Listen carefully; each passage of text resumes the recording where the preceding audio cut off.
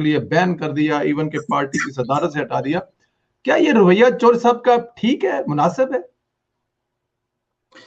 ये जो चौधरी साहब ने उस वक्त किया ना, जैसे जीप के निशान पे ये लोग आ गए और लोगों के टिकट वापस कराए नून लीग से, उन्होंने जीप के ऊपर सवार किया गया और बाद में जीप वालों को कन्वर्ट करके पीटीआई में कर दिया गया। ये एक ना गेम प्लान था, बहुत बड़ा गेम प्लान था। इसकी तारीख शुरू होती है जब मियाँ साहब को नायान करके मियाँ साहब को जब जेल में भेजा गया और मियाँ साहब जेल में थे। मियाँ साहब को ये कहा गया कि मुल्क की हालात ठीक नहीं है और सियासी यहाँ पे रवादारी की जरूरत है और लोग लड़ रहे हैं, खाना जंगी में हम जा सकते हैं, आप साइड पे हो जाएं, हम एक फ्री फेयर इलेक्शन करवा रहे हैं, उसके बाद जो जीतेगा, आप जीते तो आप गवर्नमेंट बना लें। मियाँ साहब को ये कह के पाकिस्तान से बाहर भेज दिया गया। उस वक्त मोहतरमा कुलसूम नवाज बीमार थी, इनका वहाँ जाना जरूरी था, मियाँ साहब खुद भी ठीक नहीं थे, मियाँ साहब भी चले गए, मरियम भी चली गई।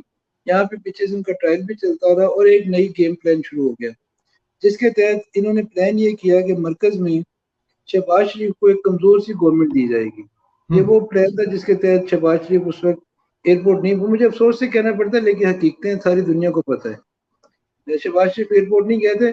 शहबाज शरीफ के एयरपोर्ट ना जाने के ना मैं नाकिद नहीं हूँ, वो एयरपोर्ट चले जाते तो क्या कर रहे थे, क्या वो तोड़ के अंदर घुस जाते एयरपोर्ट में?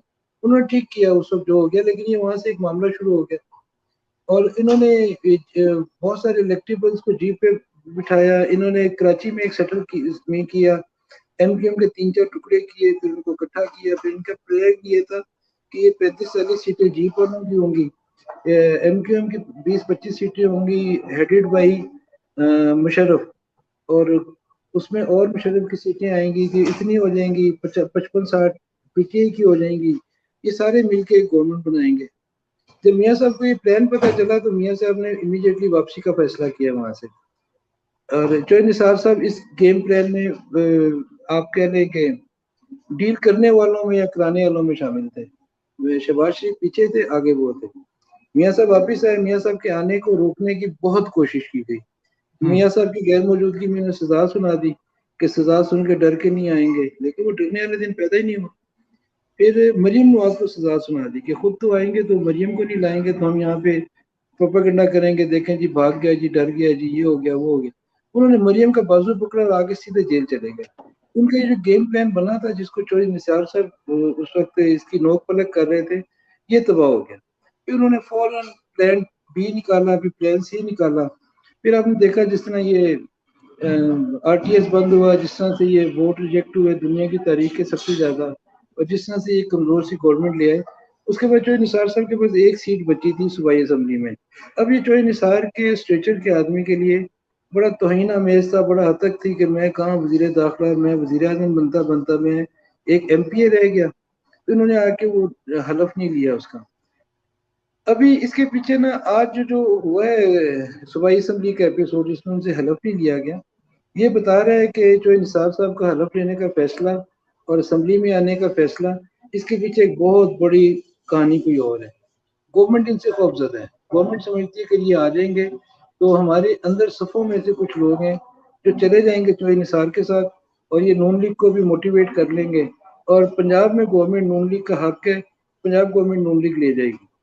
ये इस वजह से आज उनका हलफ नहीं हुआ, लेकिन इन इन तरीकों से मामले रुकते थोड़ी है, ये रोक नहीं पाएंगे। रोक नहीं पाएंगे। तो चौधरी साहब जरा ये भी फिर बता दें अपना कि चौधरी साहब को, राय साहब, दोबारा पार्टी में ले लेना चाहिए मुस्लिम लीग नून को? आप खुद बता चुके हैं कि बहुत सारे मसाइल, बहुत सारी चीजें हैं। नवाज शरीफ साहब उनसे जेल में भी नहीं मिले, अब हमें यही पता है।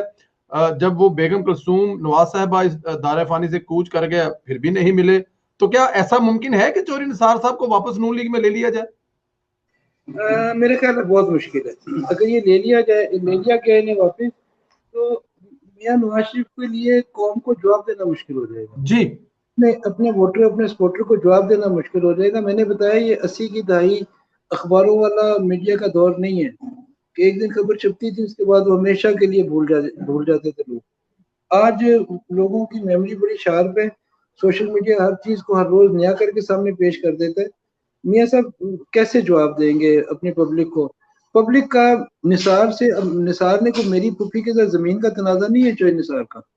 अगर मुझे चौधरी निसार पे गुस्सा है सिर्फ इसलिए है कि उसने जो अल्फाज मियाँ साहब के लिए इस्तेमाल किए हैं, मियाँ साहब की फैमिली के लिए किए हैं, मरियम के लिए की है। मेरा उससे क्या लेना देना, मेरा तो एक जमाने में, मैं आज बता दूं यहाँ पे, मेरा बड़े अच्छे दोस्त हैं वो, उनके एक भाई मेरे कोर्स में एक थे, हमारा बड़ा अच्छा रिलेशन था, वो ब्रिगेडियर रिटायर हुए, मेरा दोस्त है, मेरा भाई है। चौधरी निसार साहब से मैं 100 दफा मिल चुका हूँ, चौधरी निसार बहुत अच्छा आदमी है, लेकिन मुझे वो क्यों अच्छा नहीं लग रहा, मेरा जाती ताल्लुक है, लेकिन अगर वो मेरे कायद को कुछ कहेगा, वो मरियम बीबी को कुछ कहेगा, वो निमली को कहेगा, और वो जो उसने बात की जी नवाज शरीफ का क्या है जी, उसका मेरे पे क्या एहसान है, मेरी मुझे पता है नवाज शरीफ का क्या एहसान है उसकी फैमिली पे, उस आदमी को शर्म नहीं आई ये बात कहते हुए।